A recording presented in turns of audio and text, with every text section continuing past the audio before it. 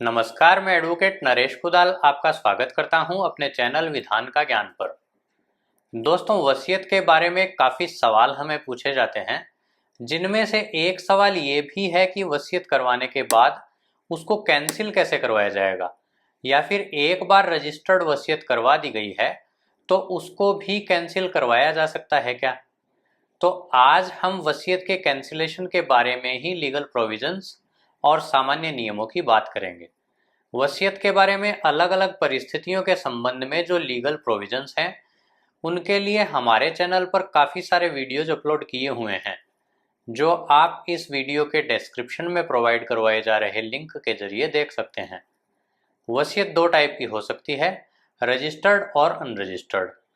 वसीयत को कैंसिल करने के संबंध में जो लीगल प्रोविजंस हैं, वो इंडियन सक्सेशन एक्ट की सेक्शन 62 में दिए गए हैं।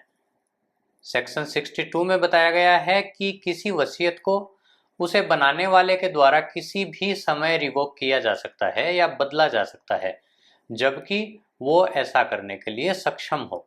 सेक्शन 62 की लैंग्वेज से जो बातें निकलकर सामने आती हैं, उनमें से सबसे इम्पोर्टेंट तो ये है कि जिस टाइम वसीयत को रिवोक यानी कैंसिल करना हो, उस टाइम विल को कैंसिल करने वाला व्यक्ति ऐसा करने के लिए सक्षम होना जरूरी है।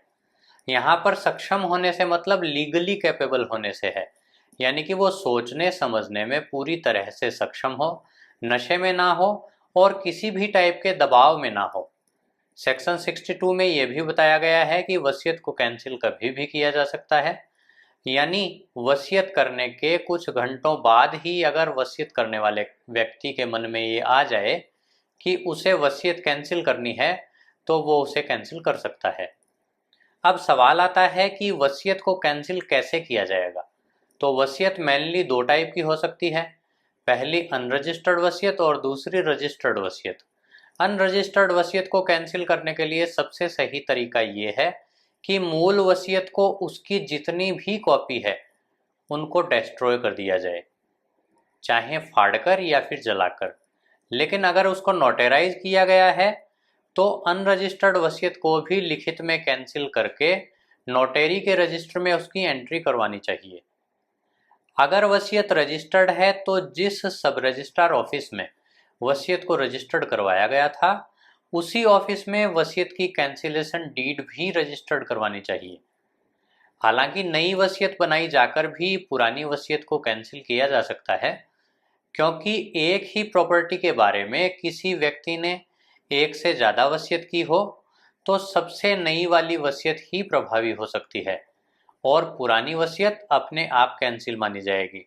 लेकिन जहां पर नई वसीयत नहीं बनाई जा रही हो और केवल पुरानी वसीयत को ही कैंसिल करवाना हो, तो वसीयत के रिवोकेशन को लिखित में तैयार करवाकर उसका रजिस्ट्रेशन करवा देना चाहिए। दोस्तों, इससे रिलेटेड दो तीन सवाल काफ़ी बार पूछे जाते हैं। पहला ये कि क्या रिवोकेशन या कैंसिलेशन डीड में गवाह भी वही होने चाहिए जो वसीयत में थे। तो हालांकि ऐसा कंपलसरी तो नहीं है, लेकिन जहां तक संभव हो सके कैंसिलेशन के लिए गवाह वही रखने चाहिए, ताकि गवाहों को भी पता रहे कि वो विल कैंसिल हो गई है। दूसरा सवाल एग्जीक्यूटर के बारे में पूछा जाता है कि क्या वसीयत में जिन व्यक्तियों को एग्जीक्यूटर नियुक्त किया गया था उनको भी वसीयत के कैंसिलेशन की सूचना देनी जरूरी है। तो इसके लिए भी ऐसी सूचना जरूरी तो नहीं है, लेकिन एग्जीक्यूटर्स को बता देना चाहिए कि वसीयत को कैंसिल किया जा चुका है, इसलिए आप एग्जीक्यूटर के दायित्व से मुक्त रहेंगे। एक और सवाल जो पूछा जाता है वो ये कि वसीयत को कब तक कैंसिल किया जा सकता है। तो वसीयत उसके प्रभावी होने के पहले, यानी कि वसीयत करने वाले व्यक्ति के जीवन काल में कभी भी निरस्त की जा सकती है। इसके लिए कोई भी लिमिटेशन कानून में प्रेस्क्राइब नहीं है। तो दोस्तों, ये थे वसीयत को कैंसिल करने से रिलेटेड कुछ लीगल प्रोविजंस। उम्मीद है आप समझ पाए होंगे। इसी टाइप के काफ़ी सारे लीगल टॉपिक्स के वीडियोस हमारे चैनल पर रेगुलर अपलोड किए जाते हैं, इसलिए अगर आपने अभी तक चैनल को सब्सक्राइब नहीं किया है तो अभी सब्सक्राइब कर लीजिए और बेल बटन भी प्रेस कर दीजिए, ताकि नए वीडियोस के नोटिफिकेशंस आपको मिलते रहें। इसके अलावा भी आपके कोई लीगल सवाल हों या आप अपने किसी मैटर पर मुझसे राय लेने के लिए बात करना चाहते हैं, तो आप स्क्रीन पर दिखाई दे रहे नंबरों पर कांटेक्ट करके मुझसे बात करने के लिए कॉल बुक भी करवा सकते हैं। ऐसे ही यूज़फुल लीगल वीडियोज़ के लिए बने रहिए हमारे साथ। मिलते हैं अगले वीडियो में।